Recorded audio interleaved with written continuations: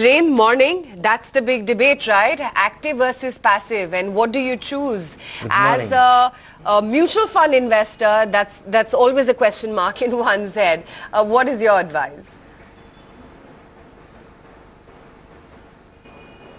This is a question which I am reminded of every year. I just revisit this debate once again. And so far active funds have not, the index funds have not taken off in India so far. But there are symptoms which are well on its way, which will make indexing or investing in index fund fairly mainstream in recent future. Let me tell you why indexing has not taken off so far. Primarily because the market was not highly institutionalized, which is well on its way. A good part of the market, the amount of stock holding in now being managed by, or being actively managed by fund manager. So the basic institutionalization is very much in place.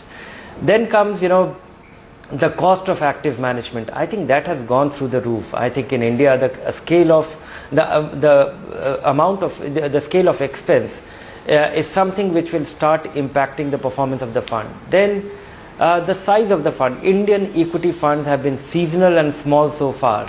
For the first time we are witnessing that there are at least 10 funds which are nearly 20,000 crore, close to being 20,000 crore. It has grown rapidly, and now they are finding it hard to beat the index consistently. So far, but when we still the numbers, when we look at 5-year return, 10-year return, some of the big funds still have a very compelling performance track record. They have beaten the index by a wide margin. But I visualize that because of the expense, because of the size, because of the growing institutionalization, things might change quite dramatically in recent future. So making a case that for someone who is in mutual funds for long haul, and when I say long haul, I'm not talking about 1 year, 3 year, 5 year, I'm talking about 10 year, 15 year and 20 years. One is better off starting that SIP in a Nifty ETF or a Sensex ETF. Forget about what some of our brilliant fund managers can do. Just bet on Nifty ETF if you're planning to create some wealth for your son or for your daughter.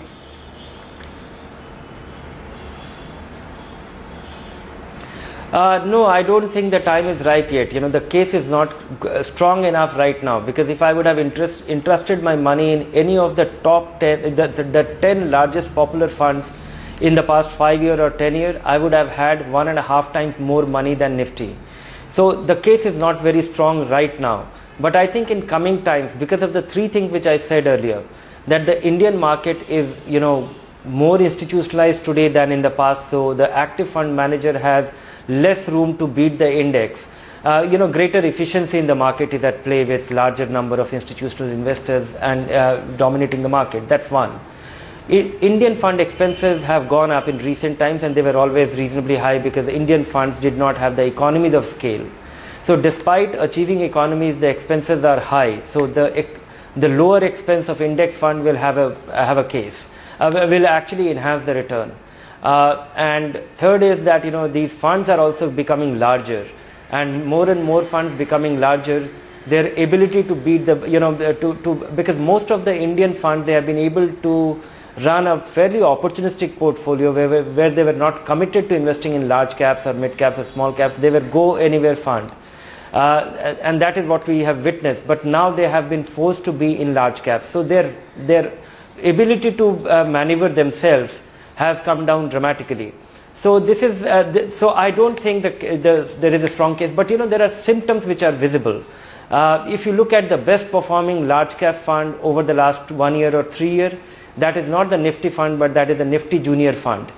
If you look at the largest Indian equity fund which has come up from nowhere, it happens to be a Nifty index fund, because it's, the EPFO has started investing in index funds. So indexing, the popularity of indexing is also a self-fulfilling prophecy. As more and more investors invest, funds get larger, those stocks benefit, and then it is a virtuous cycle. That is likely to get triggered, and we see that. And when you look at the amount of money coming from NPS, coming from EPFO, which is necessarily getting indexed, that I think is creating some that is actually the start of the cycle, besides the cost advantage and institutionalization. Okay, Dhirendra, so now that we've addressed what could be called as the biggest global debate, active versus passive or passive versus active, let's address the other large concern for Indian mutual fund industry, and that's size. Mutual fund schemes now, some large schemes are managing 15 to 20,000 crore. Now India is not America where you got an Apple or a Google or an Amazon which have market caps of $500-600 billion. India's most valuable company is Reliance Industries, which has a market cap of not even $80 billion. So the challenge for Indian mutual fund industry is that they're getting money, but where are the stock ideas to buy?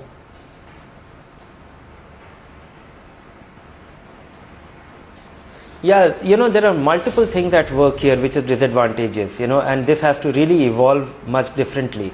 Of course, the global comparisons or the Indian scale is you get a real perspective when you find that the total capitalization of the Indian market is equal to or little less than, or a little more or less than the Apple's capitalization. So that is the scale of it. But within this, we have to see what is the Indian dynamics. We still have somebody called promoter who are at work. The owners of the companies who are still at the helm and they own a sizable part. They are the largest shareholder or the owner group who still own it, and in many cases they still run their companies. So we have to really see from a standpoint of how much of float is available for shareholders to buy, and what are the set of investors. Indian investors, individual investors have been fairly seasonal, opportunistic and inappropriately timed, so they have not been a force in the market.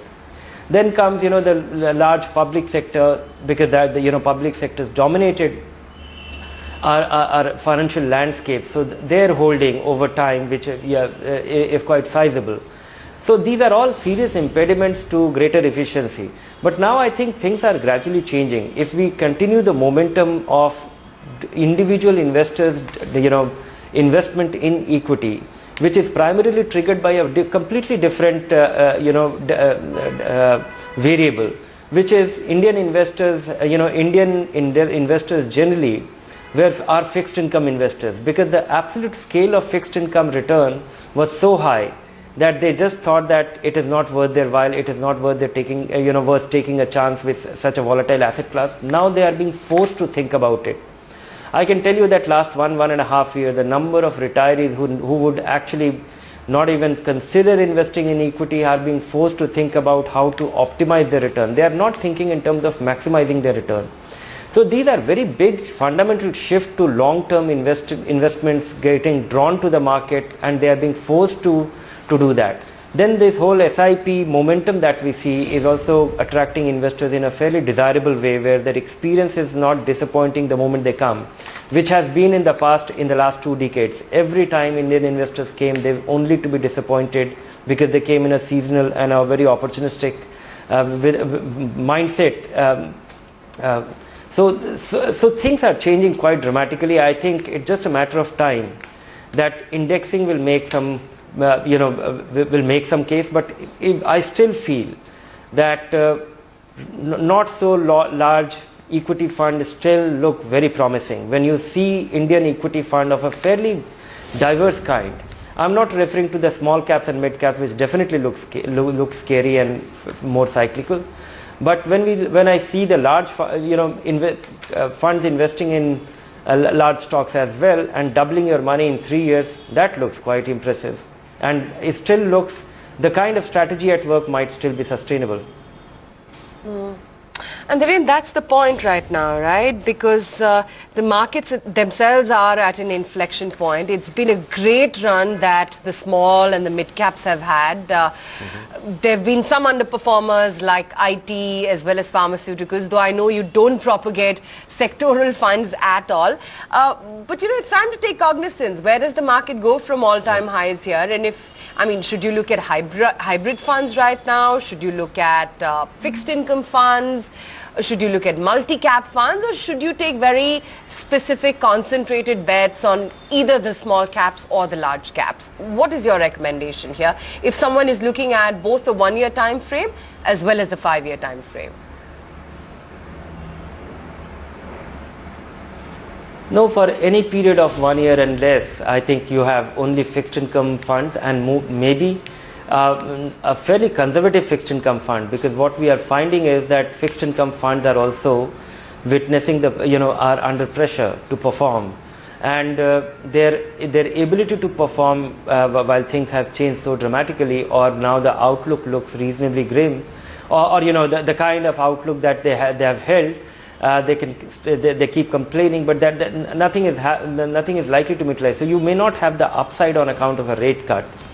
So I think investors should be fairly conservative there. An ultra short-term bond fund at most for any period less than 1 year is good enough, and one should not try and maximize return here. You will get negative surprises, and in fact it will be good to avoid the funds which look extraordinary, which are the best performing fund over the recent past, because that return will be coming by assuming a risk which you may not be prepared for, and that is the whole idea of investing in a fixed income fund. You are completely unprepared for any downside. So leave some money on the table, don't get attracted to the best performing debt fund. Then comes money for few years, and here also I am saying that 3-4 years and more, then only consider investing. I am very scared of even suggesting a small cap fund, which is quite scary right now. So scary that many of the fund managers themselves have stopped taking money. In fact, the number of funds who have stopped taking money in the small cap category is quite unusual. We have and I see that number growing, and I've never expected that we will have 5,000, 6,000 crore under management in some of these small cap funds, which were always on the periphery. They were never mainstream.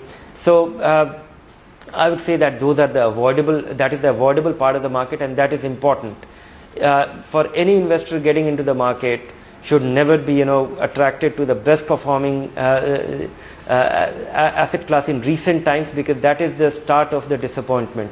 So I would say balanced fund and multi-cap funds are the only mainstay for the money which you are unlikely to need for a couple of years. The rest of the things look scary. I can of course anyway list the relatively the promising ones in each of these categories, but these are the only two funds which comes to my mind. And of course I would say the multi-cap tax saving fund for your tax saving investment, and maybe it is good time to start if you are in you can avail that 1.5 lakh rupees annual investment in ATC, which most investors should do.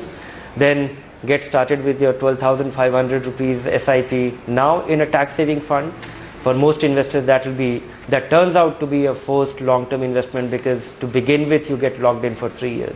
One look at multi-cap funds, or again should you be just very safe at this juncture, given that the markets are already at record highs, and stick to large cap funds?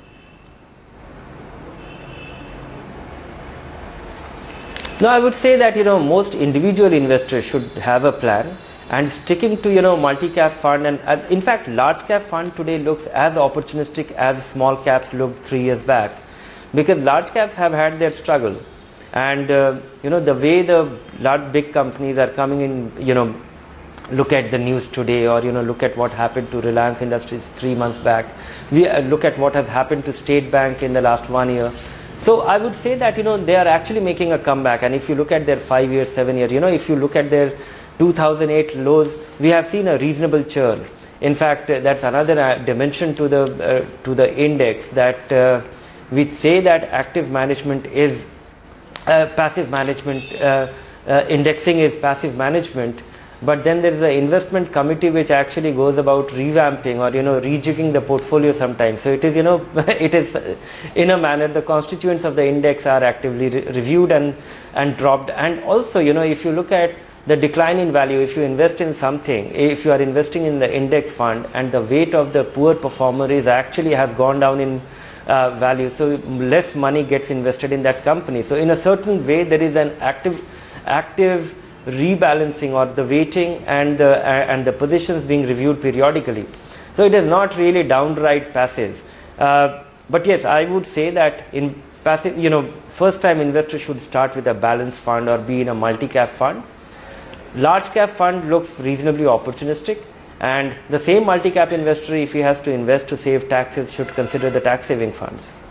Dhirendra, the markets are riding high on this SIP culture, and it's a fantastic culture. You invest every month, you knock off the market volatility, don't think about today, tomorrow, forget about, watching a television channel and you're discussing Nifty levels. That's the way you and me have always said that investors should go.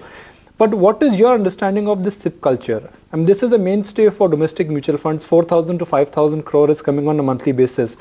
Do you think, irrespective of the market, cycle, the SIP culture is long, real, and we can be rest assured that 4,000-5,000 crore now will come on a monthly basis?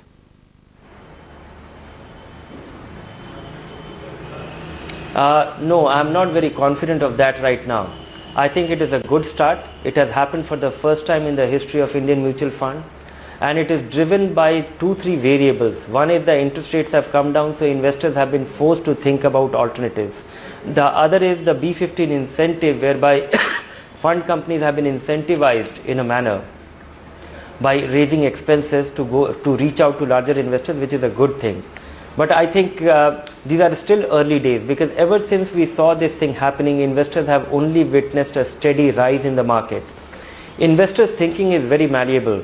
You see a 10% decline and the mood changes, the behavior changes, people start stopping their SIP. And I think, if once we have seen that this SIP or 70% of these SIP, there is also a technical thing. Earlier people used to do SIPs for a defined period, that you have said that you want to do it for 36 months, now you said that you want to do it for 12 months. Now technically it has become feasible to give a SIP mandate or a bank debit mandate for perpetuity. So that used to be one of the decision making points, that people used to think of it like a recurring deposit, that this recurring deposit has matured and you have to take that money out. That behavior, because of this thing, this automating the process of perpetual investments going on, will be quite helpful. But we still have to see that how do investors behave once we see a decline. Ever since the big wave in the SIP culture, last time we saw that the market went down and people start cancelling their SIP mandate. This time round, if we see that only 20% investors do and 80% don't do, then I think you can say with confidence that Indian investors will continue investing, and that will have a sizable impact. The other thing we should really take note that these are not driven by any mandatory diktat. When we talk of the developed markets, we see a lot of pension money, by the very design of the financial system and the long-term savings getting channelized into the equity market. That is not the case in India. These are all discretionary savings. Somebody is persuading, somebody has been incentivized to go and take the message to the individual. Some people are doing out of greed, some people are doing out of understanding, and some people are just doing it because somebody has initiated them. It could all be combination of that. And everybody is pleased so far because everybody is sitting on some gain. How do investors react to any nominal decline is the only time when we will get an evidence that whether it is sustainable or